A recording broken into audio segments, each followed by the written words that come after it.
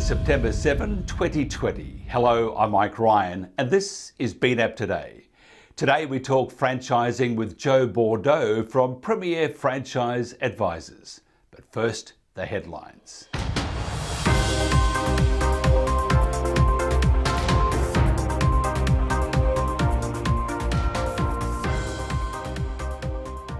The US Treasury Secretary Stephen Mnuchin on Sunday said he hoped to have something firmed up with the Democrats by week's end over a continuing resolution measure that would keep US government opened through early December. Gavino Garay has more. U.S. Treasury Secretary Stephen Mnuchin on Sunday said a deal between the White House and Congress would fund the federal government through the beginning of December. He said details of the spending bill would be ironed out by week's end. The measure would help avert a government shutdown when current funding runs out September 30th. Mnuchin and U.S. House Speaker Nancy Pelosi had agreed to extend funding, according to a Democratic aide, but details on the bill have yet to emerge. Well, I think the good news is the Speaker and I have agreed that neither one of us want a government shutdown. I've spoken to the President and to Mitch and Kevin about this as well, so we're going to move forward with a clean CR, hopefully through the beginning of December. I hope by the end of the week we'll have something firmed up.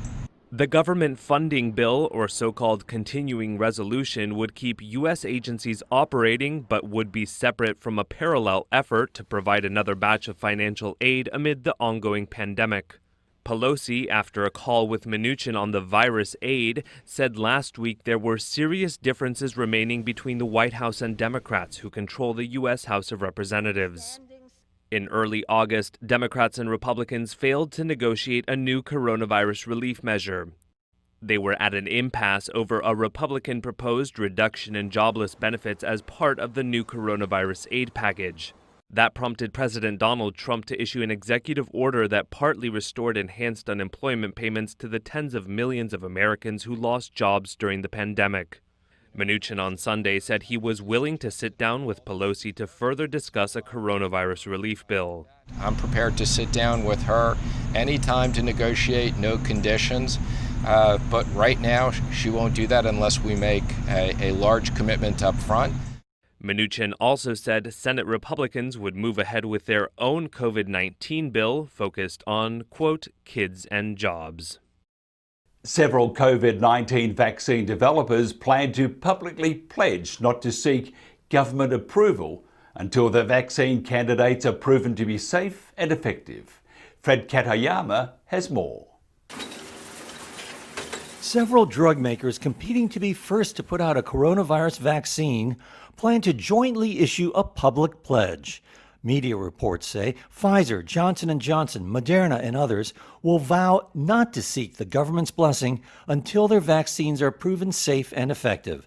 The Wall Street Journal and New York Times said the companies could issue the pledge as early as next week. The news comes amid rising public concerns of premature approval. President Donald Trump has said a vaccine could be available before the November 3rd presidential election. That's sooner than most experts anticipate. But as press secretary said Thursday, there's no political pressure on U.S. regulators to quickly approve a vaccine. AstraZeneca, Pfizer, and Moderna are among those in the lead. Their candidates are already in late-stage clinical trials. Pfizer, Moderna, and Johnson & Johnson did not immediately respond to requests for comment. And coming up after this break, franchising and Joe Bourdow.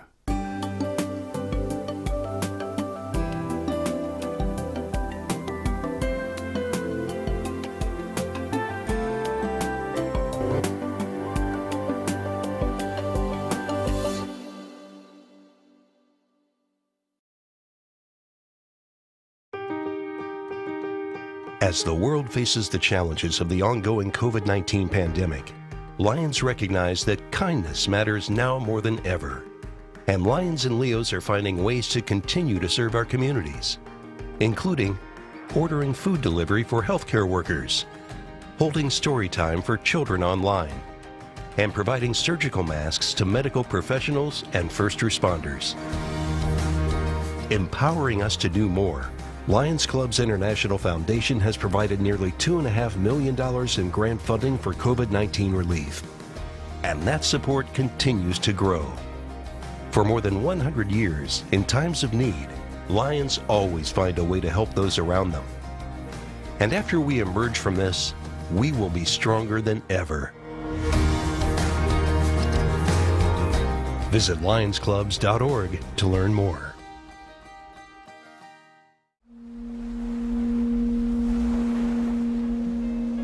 There is a place in the heart of the Pacific where people greet each other with life, happiness, and good health.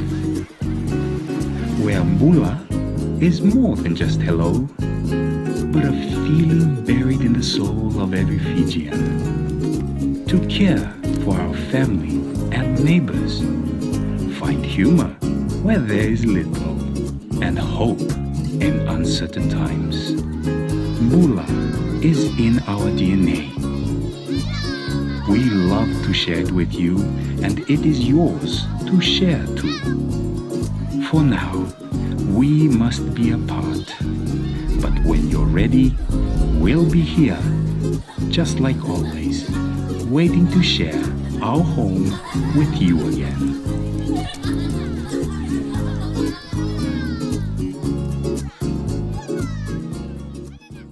Joe Bourdow is a partner with Premier Franchise Advisors and has a 45-year business career that includes significant experience as a successful franchisee and franchisor. Joe served 2 terms on the IFA's board of directors, was chair of the IFA Diversity Institute, a member of the IFA Education Foundation Executive Committee, and was vice chair of the Franchise Relations Task Force. Joe Bourdow, thanks once again for joining us. Nice to see you again. Likewise. Now, franchising. Is franchising surviving COVID? Well, that's a good question, and it depends on the concept and it depends on the brand. I will say in July and August, some of the brands I'm working with are beginning to bump up somewhere close to the same months last year in terms of revenues after, huge dips in the second half of March and April. There's a lot of uncertainty still because people are going back to school, and while the COVID numbers are down in much of the United States, they're beginning to creep up again in the Midwest, so it's all very uncertain. But another positive thing that has come out of this is that I've been able to observe a number of brands, really taking full advantage of the franchise model. Franchisees are close to their local market areas. They understand the situation at a detailed level. And in a number of cases, they've come up with some very creative solutions and workarounds that they've shared with other franchisees and with their franchisor. And some new products and services have been invented. Some new ways to use digital have been invented. So while it's been a very tough time and continues to be a very tough time, I would say yes, franchising is surviving. I know many new franchise concepts were starting up early this year, just before COVID happened. What about now? I have not heard of anybody who gave up the idea. I'm sure there are some. I have talked with a few folks who have just simply delayed their timeline a bit and just slowed things down, hopefully to get past the uncertain period. Good to hear that. Although still very hard though to plan for the future, isn't it? Because we have got no idea what's going to happen around the corner. Yeah. Now, for business owners thinking of franchising their businesses, let's start with what makes a business franchisable. Well, a number of things. I'll try to boil it down to at least 4 points. I always like to start when people ask me, trying to determine, is there really any sort of unique concept or unique branding or something different that causes you to say, that's a good idea. I hadn't thought of that before. It doesn't have to be a completely new idea. A lot of times it's a combination of several old ideas presented in a new way. But it needs to be somewhat unique and something a little different than what people normally see. Hopefully, the business owner is at a point where they're doing well and they've documented what they're doing. If they're going to be franchisable, they're going to need an operating system that needs to be written down. It needs to be documented. It needs to be replicatable, and this means a number of different things. It needs to work in more than one location if it's a retail business. Certainly you should not be, best practices would say you should not be beginning franchising unless you try a brick and mortar concept in more than one location, usually at least 2 or 3. But replicatable also means that normal people should be able to do it. If you have the founder of the business who is all in with the business, all excited about it, a perfect match for the business they've created, you don't want to put yourself in a situation where you can't find any other people that can do it. The way I like to explain this is that the business needs to be done by average people in an average way. You shouldn't have to find super stars in order to make the concept work. It really does need to be replicatable in various locations or in various cities or in various marketplaces, and you have to be able to find people reasonably who are going to be able to operate the operating system as franchisees. Most important by far, however, is the financial model.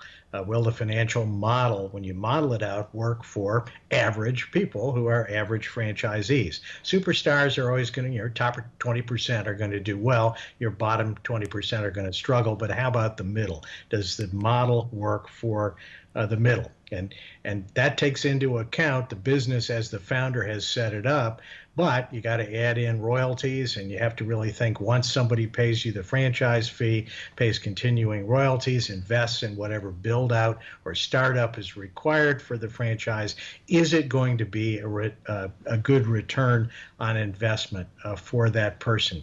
Will these units have good unit economics? That's an absolute necessity. So it really comes down to some kind of a unique concept in branding, a documented system, needs to be replicatable, and most importantly, it needs to have good unit economics. Joe, is there a right way to build a franchise brand? I would imagine we all have ideas, but there's the wrong way and the right way. Yeah. Well, the good news is there are best practices. Franchising has been around now for decades. And there's a lot of material out there that's been written about it, and there are best practices. Oftentimes, franchise businesses start out with the founder having no idea that they're going to franchise. It starts as a typical standalone business. It's a good idea. Something becomes a success. The business begins to get traction and takes off. And before long, and I just had somebody tell me this same story last week, the founder gets a call from a friend or a member of their family, maybe across town, maybe in another city. Maybe a customer has done business with them and they're all excited about the idea. Or maybe somebody just finds them on the internet. That happens all the time these days. And the founder suddenly says, I've had a person call me or 2 people call me and they want to license my concept. They're all excited about it. Or else somebody takes a look at what they're doing and just says, you should franchise this business. And maybe the person saying it doesn't even know what they're talking about. But a lot of these businesses start out this way. A big minority of businesses start out where an experienced franchisor or sophisticated investor looks at a local business concept and says, boy, that is franchisable. The most familiar example of that was Ray Kroc and the McDonald brothers, back in the 50s. But that doesn't happen all that often. Usually it's somebody who knows nothing about franchising gets the idea that maybe they should franchise. Just speaking of McDonald's, before our next question, I've got to tell you that I've actually perfected the Egg McMuffin, and I'm going to franchise the Michael McMuffin, and it's dynamite. Let me tell you, it's smoky cheese and I can't tell you because it's one of those kept secrets. That's right. Well, that cease and desist letter will be on its way quickly, I'm sure. Now, how does someone thinking about starting a franchising a business learn the best practice? Well, it starts with the belief and the realization, and sometimes people have to be convinced of this, that franchising itself, regardless of what business you're in, but franchising itself is now a mature business concept in and of itself. Franchising, as I said, has been around for decades, and there are well-established best practices. So when you make the decision to become a franchisor, regardless of whether you've sold hamburgers or pizza or had a dry cleaning location or two or three, regardless of what business you've been in, when you make the decision to launch a franchise business, you're going into an entirely new business, and that business is the business of franchising. And that is an important concept to get into your head, because those who don't get it have a lot of trouble. But once you decide to go all in on being a franchisor, then the good news is that there are a lot of resources to help you. But it's important that as a franchisor, you're going to be a trainer. You're going to be a leader, and in a large system, a political leader. You're going to be speaking and leading hundreds and maybe eventually thousands of people in your organization. And that will be a good match for some founders turned franchisors, and it won't be a good match for others. What are the most common mistakes new franchisors make, though? Well, it's probably another pretty long list. It starts out by underestimating the amount of capital, the amount of money they're going to need to start. I mean, there are legal requirements in many parts of the world. In the United States, it could be $50,000, $100,000 or more in order to get the legal work done to register and be a franchisor. But beyond that, once you have that answer and that money available, then the trickier part is the infrastructure and the staffing that you're going to need to build in order to adequately support a growing franchise system. And very rapidly, the founder finds out that they can't do it themselves, and they're going to need to build an organization. So it's underestimating the amount of financial investment they're going to have to make to create what, as I've said, is an entirely new business. And that is probably the number one mistake that people make. It's either not realizing they are in a new business or simply not having enough money to be successful. Sort of reminds me of that movie with Kevin Costner. Remember that? And he built this baseball field, and he heard this whisper that said, "Build it and they will come." Exactly. And I know many people that have gone into business, thought about franchising, and they've built it thinking they will come, but they don't. Yeah. Well, that leads to the next problem. Once you find out that, revenues and new franchisees are harder to find than I thought, then it is very, very common for new franchisors just to start taking anybody who can possibly smoke a mirror or write a check. And invariably, when you talk to franchisors 5 or 10 years later, their problem, if they've been successful, is dealing with the first few franchisees, many of whom were bad fits and aren't working out. So best practice says you don't sell a franchise, you award a franchise. And new franchisors typically have to sell franchisees on the concept.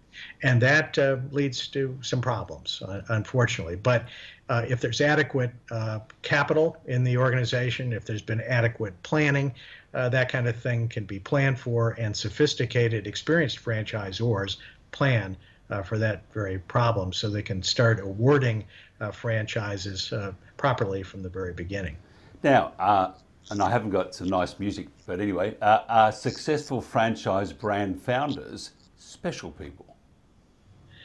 Yeah, and they are to me at least, primarily because I was never one, and I probably would have been a terrible franchise founder. I've known many, and I am not that kind of person. I was pretty good at operating other people's systems and leading franchise organizations, but there's something special about franchise founders who are really, in many ways, business heroes, or should be, and simply because it's hard to do this, and it requires this ability and patience to be impatiently patient, I guess is a good way to put it. I looked at some numbers last year that were surprising to me. One that stuck out was that only 16% of the world's several thousand franchise brands have over 100 units. And when you think that many times a franchisor really won't break even until they're royalty sufficient, which means their royalties cover their operating expenses and they don't have to depend on selling the next new unit, that's kind of a scary thing. And that basically says that you need to have a good concept, you need to follow best practices, you need to have enough money, and then you need some degree of luck to go along with it. But if you have all those pieces and it all works out, this becomes an incredibly rewarding and life-changing thing to do, being a successful franchisor. And the first start, I mean, especially now that we're sort of creeping out of COVID, but for how long, we don't know, is to talk to people who have that experience. And I'm talking to one of those now. Joe, tell us about how they could contact yourself or the organization. Well, I'm always happy to talk to folks about franchising. We specialize really in working with established franchisors. There are advisors and consultants that will help either startup franchisors or people who are thinking about franchising. You can reach me and us at premierfranchiseadvisors.com. Certainly advise anybody thinking about this to visit the website franchise.org, which is the International Franchise Association, where you will find plenty of resources, and there are many great books on franchising available online as well. The IFA is one of the great organizations of the world, especially in the business world, and the resources and the knowledge and the support that you can get from an organization such as this is just, it's invaluable, isn't it? Absolutely. Absolutely. I'm a big supporter. All right. Joe Bourdow, thank you very much. Great to see you. Be well and stay safe. And enjoy your dinner tonight. Thank you. Thank you.